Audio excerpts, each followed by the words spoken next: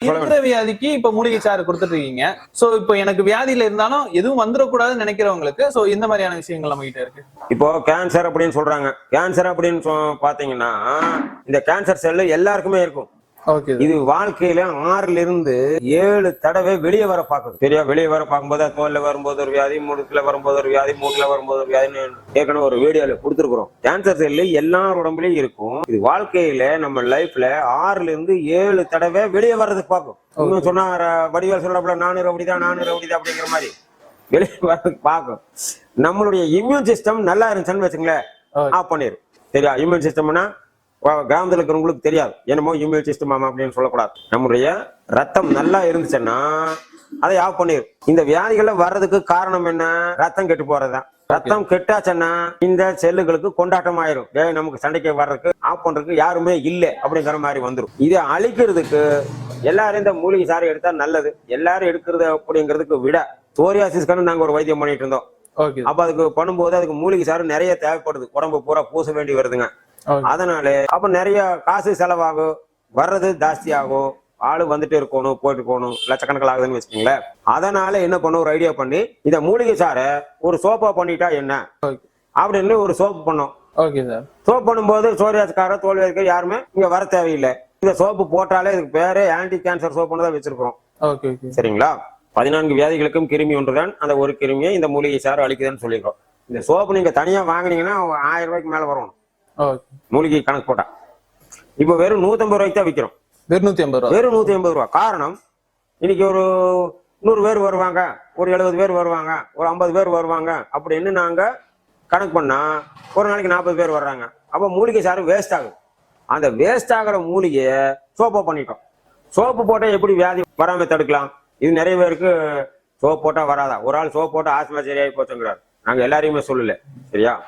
இப்போ மூட்டு வலிங்கிறோம், gel போடுறோமா, gel போட வலி கம்மியாகுதா? ஆமா.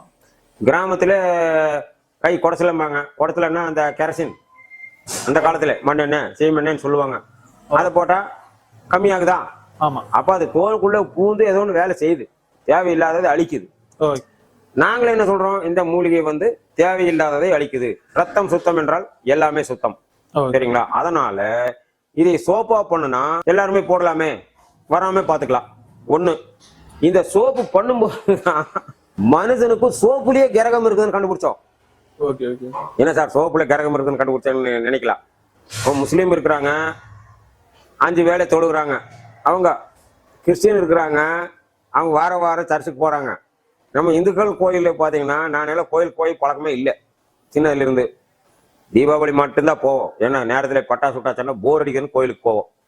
ஆனா இன்னைக்கு பாத்தீங்கன்னா திங்கட்கிழமை அந்த சாமிக்கு நல்லது, செவ்வாய்க்கிழமை இந்த சாமிக்கு நல்லது, புதன்கிழமை இந்த சாமிக்கு நல்லது, வியாழக்கிழமை குரு பகவானுக்கு நல்லது, வெள்ளிக்கிழமை அம்மனுக்கு நல்லது. அப்போ எல்லா நாளையும் கூட்டம். அது போக அமாவாசை, பிரதோஷம், சஷ்டி, கார்த்திகை எல்லா நாளையும் கூட்டம். சந்திரபாபு நாயுடே சொல்லிட்டார், திருப்பதியில கூட்டத்தை பார்த்து மக்களுக்கு கஷ்டங்கள் அதிகமாயிருச்சாட்டு இருக்குது, குண்டியில காசு அதிகமாகும். கஷ்டம் வந்தா தானே கோயிலுக்கு போறோம். இது ஒரு பக்கம். இன்னொரு பக்கம் பாத்தீங்கன்னா இது ஒரு ஆராய்ச்சி. நீங்களே யோசனை பண்ணி பாருங்க, நாங்க சொல்றது ஆராய்ச்சி கரெக்டா தப்பானு. சரியா? இன்னொரு பக்கம் பாத்தீங்கன்னா காலையில டிவில இருந்த பேரை மாத்தங்கிறான், இன்சில மாத்தங்கிறான், அப்படி நியூமராலஜி, நேமாலஜி, ஆஸ்ட்ராலஜி, இப்படி பல ஜிகள். அப்புறம் இன்னொருத்தர் சொல்றாரு மூலிகை பை வை, உங்களுக்கு அந்த இது வரும், இந்த இது வரும்னு சொல்றாங்க. சரிங்களா? இந்த சோப்பு, மூலிகை சோப்பு சீக்கு வராம இருக்கிறதுக்கு இது பண்ணலாம்னு சொல்லி ஒரு ஐடியா பண்ணும்போதுதான், இந்த சோப்பு பண்ணும்போதுதான் நாங்களே இதை கண்டுபிடிச்சது. காரணம், எந்த சோப்புல பாத்தீங்கன்னா இந்த TFM போட்டிருப்பாங்க, டோட்டல் ஃபேட்டி மேட்டர், கொழுப்பு சத்து, தாவர கொழுப்பு. ஒரு சோப்புல குளிக்கிற சோப்புல தாவர கொழுப்பு 60%க்கு மேல இருக்கணும். 60%க்கு கீழே இருந்தா அது துவைக்கிற சோப், 60%க்கு மேல இருந்தாதான் குளிக்கிற சோப். இப்போ இந்த சோப்ல நாங்க கொடுத்து லேப்ல டெஸ்ட் பண்ணா 64.4 வருது. இதுல சுத்தமான தேங்காய் எண்ணெயில. ஆனா சில சோப்புல பாத்தீங்கன்னா 75 இருக்குது. நான் சோப்பை சொல்ல விரும்பல, சோப்பு நீங்களே பாருங்க. பாதி சோப்பு குளிச்சுட்டு அப்புறம் சோப்பு போட்டு மோந்து பாத்தீங்கன்னு ஒரு வாடகை அடிக்கும், மிருக கொழுப்பு வாடகை அடிக்கும், ஒழு ஒழு ஒழு ஒழு ஒழுன்னு வரும். சரிங்களா? சோப்புன்னு கொடுத்தா நம்ம என்ன பண்றோம்? இப்படி மோந்து பாக்குறோம், நல்லா சோப் பண்றோம். ஆனா சோப்பு உள்ள இருக்குதுன்னு யாருக்கு தெரியுதா? இவ்வளவு சாணி பிடிச்சி 10 சென்ட் சொன்ட்டு வாங்குறது 20 சென்ட் ஊத்துனா அதுவும் மணக்கத்தான் செய்யும். ஆனா சோப்பு உள்ள இருக்குது என்னன்னு தெரியுமா? தெரியாது. எதனால இந்த சோப்புக்கு கிரகம் வருதுன்னு சொன்ன தெரியுங்களா? ஒரு மிருகத்தினுடைய கொழுப்புல எக்கச்சக்கமான கொழுப்பு இருக்குது அந்த எண்ணெயில. சோப்பு தயாரிக்கணும்னு என்ன வேணும்? அப்போ ஒரு குறிப்பிட்ட மிருகம் இருக்குது. அந்த மிருகத்து அதை சொன்னாலும் அதுக்கு அதை சண்டைக்கு வருவோம் ப்ளூ கிராஸ்ல இருந்து. சரியா? ஒரு மிருகத்து மேல வண்டியை முட்டுனா வண்டி வித்துருவாங்க. இந்தியாவில பூராவே எல்லா ஜாதிக்காரனும் வண்டி முட்டுனா இந்த வண்டி வித்துருவாங்க.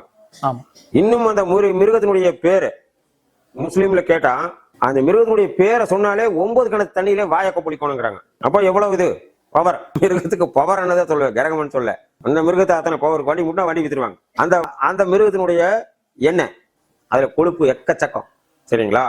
அப்போ அந்த கொழுப்பை கலந்துடுறாங்க. அந்த கொழுப்பு கலந்து சோப்பை போட்டுட்டு கோயிலுக்கு போனால் சாமி நம்மளை கண்டு வேலைக்கு போகாதா? ஏன்னா மலேசியாவில் கரெக்டா சொன்னாங்க. சரிங்களா? அந்த மிருகமே ஆகாது, பட்டா வண்டியை வித்துருவான் சொல்லிருக்கிறோம். அப்போ அந்த மிருக கொழுப்பு கலந்த சோப்பு போட்டு குளிச்சுட்டு கோயிலுக்கு போனா சாமி நம்மளை கண்டு வேலைக்கு போயிடும். இந்த மாதிரி சோப்பு வீட்டுல வச்சிருந்தான் வீட்டுல இருக்கிற லட்சுமியா காணாம போயிடும். அதனால அதுக்கு பெரிய ஒரு விளக்கம் கொடுத்தோம். எங்க பொண்ணுக்கு கல்யாணமே ஆக மாட்டேங்குது, இந்த சோப்பு போட்டா கல்யாணம் ஆகுமா? ஆமா ஆகும். நாங்களும் என்னென்னமோ பரிகாரம் எல்லாம் பண்ணி பார்த்தோம். இந்த சோப்பு போட்டா போகுமா? ஆமா ஆகும். சார் என்னை கண்ட எவனுக்கும் பிடிக்கிறது இல்லை, இந்த சோப்பு போட்டா நல்லதா? ஆமா நல்லா இருக்கும். சார் எங்கேயாச்சும் கல்யாணம் அங்கே எங்கேயும் போயிட்டு வந்தா கண்ணெல்லாம் எரியுதுன்னு சொல்றாங்க, உங்க சோப்பு போட்டா சரியாகுமா? ஆமா ஆகும். இப்படி எல்லாம் ஒரு முறை நிறைய கொடுத்தோம். நானும் நியூமாலஜி ஆஸ்ட்ராலஜி எல்லாத்துக்கும் போனேன். எனக்கு நேரமே சரியாக மாட்டேங்குது, ராசி பலன் எல்லாம் எனக்கு நல்லா இருக்குது, ஆனா எனக்கு ஒன்றும் நடக்க மாட்டேங்குது. அப்படின்னா மெயின் அந்த மிருக கொழுப்பு தான். வேணா டெஸ்ட் பண்ணி பாருங்க, ஒத்து வந்தா பாருங்க. உங்க சோப்பை வந்து வீச வேண்டாம்னு சொல்ல, ஒரு மாசம் எங்காச்சும் அந்த சோப்பையெல்லாம் கொண்டு போய் ஒதுக்குப்புறமா வச்சுட்டு இந்த சோப்பை யூஸ் பண்ணி பாருங்க. கடவுளிடம் இருக்கிற கிரகம் அனுகிரகமும் எல்லாமே நம்மளுக்கு கிடைக்கும். ஏன்னா சுத்தமான தேங்காய் எண்ணெயில, மூலிகைங்களும் விட்டுருங்க, சுத்தமான தேங்காய் எண்ணெயில பண்ற சோப்பு இது. இந்த மூலிகை நம்ம உடம்புல ஏறும்போது பொடுகு அது இது மைல்டா இருக்கிற தோல் வியாதி எல்லாம் போயிடும். தலைக்கும் போடலாம், தலையிலிருந்து கால் வரைக்கும் போடலாம். ஏன்னா சுத்தமான இது. நிறைய பேர் வந்து கத்தாழை சோப்புன்னு சொல்லுவாங்க, அப்புறம் எது ஏதோ சொல்லுவாங்க. அது எனக்கு நல்லா இருக்கிற மாதிரி தெரியல. ஏன்னா இது 7.5 லட்சம் ரூபாய் செலவு பண்ணி தான் இதை கண்டுபிடிச்சேன். காரணம் சோப்பு பண்ணணும்னா அது எண்ணெய், ஹெர்பல்ங்கிறது தண்ணி, எண்ணெயும் தண்ணியும் ஒட்டுக்கா சேர்த்தணும். இது கொஞ்சம் ரிஸ்க் பிடிச்ச வேலை. அதனால 7.5 லட்சம் ரூபாய் செலவு பண்ணி தான் இந்த சோப்பை உருவாக்கணும். இந்த சோப்பு, கொத்தமல்லி சோப்பு, கத்தாழை சோப்பு, இந்த சோப்பு, தெருக்குறிஞ்சான், இது எல்லாம் எசன்ஸ் தான். சரிங்களா? பால்ல விற்கிறான்ல 2 சொட்டு எசன்ஸ் ஊத்துனா பாதாம் பால், 2 சொட்டு இது ஊத்துனா ரோஸ் மில்க்ங்கிறமில்ல, அதேதான். அதே மாதிரி இது வந்து அந்த மூலிகையில பண்றதுனால இந்த மூலிகை எல்லாத்துக்கும் நல்லது. இந்த மூலிகை சார் உடம்புல சேர சேர நம்ம அந்த தேவையில்லாத செல்லெல்லாம் அழியும். சரிங்களா? அந்த 14 வியாதிக்கு சொல்றாங்க ஆட்டோ இம்யூன் டிசீஸ் சொல்லிடுவாங்க. அதாவது நம்ம கிட்ட இருக்கிற கிருமியை நம்மளே அழிக்குது. இதுதான் ஆட்டோ இம்யூன் டிசீஸ். யாரை கேட்டாலும் சொல்றாங்க ஆட்டோ இம்யூன் டிசீஸே சரி பண்ணுவேன். 14 வியாதிக்கும் பேரு ஆட்டோ இம்யூன் டிசீஸ் தான். மூட்டு வலி, முதுகு வலி, கழுத்து வலி, கிட்னி ஃபெயிலியர், ஹார்ட் அட்டாக். சரிங்களா?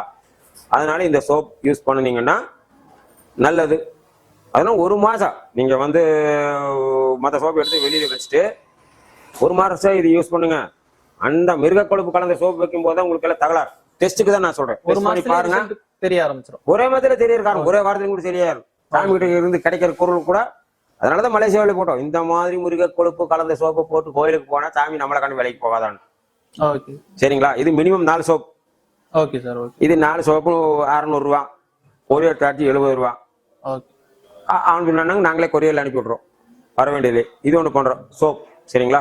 அதுக்கு அடுத்தது இது ஒரு ஊறுகாய் ஒண்ணு பண்ணிட்டு இருக்கிறோம், ஜாதிக்காய். எல்லா பக்கம் இது ஊறுகாய் பண்ணணும்னு அவசியம் இல்லைங்க, மருத்துவ சம்பந்தப்பட்டதுனால. ஜாதிக்காய்க்கு ஏகப்பட்ட மருத்துவ குணம் இருக்குது.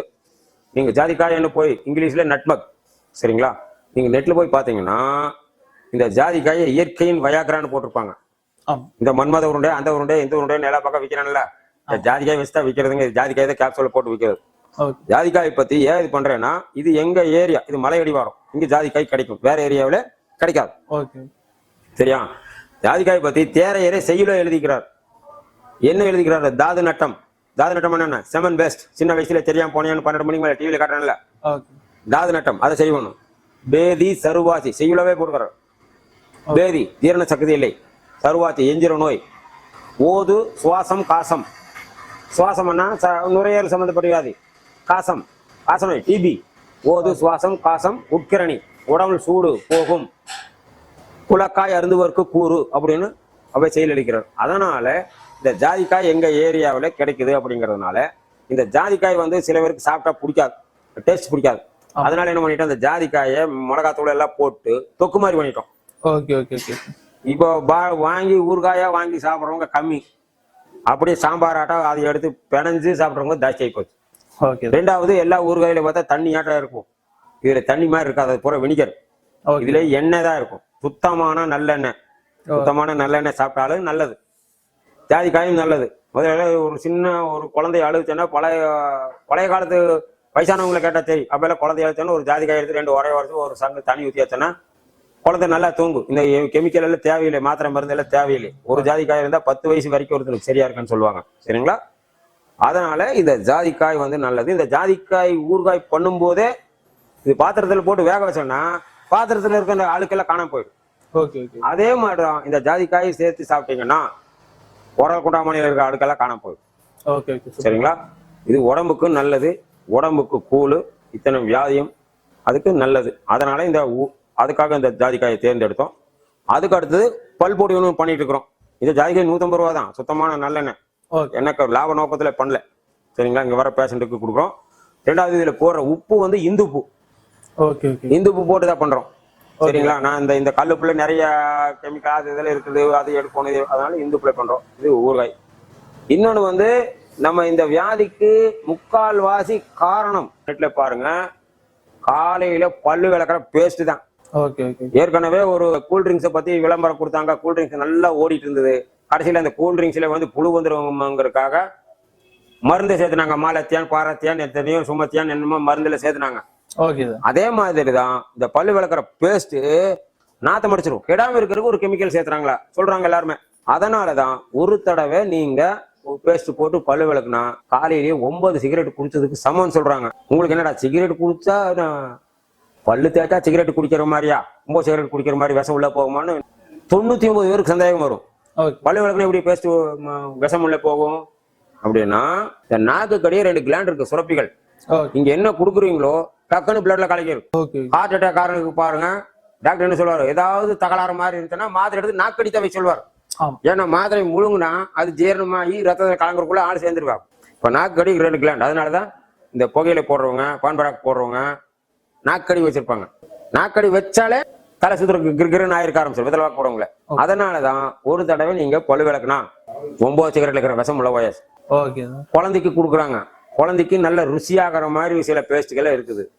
பல்லு விளக்குறவனுக்கே 9 சிகரெட்டா, அந்த பேஸ்ட் சாப்பிட்றவங்க எத்தனை விஷம்.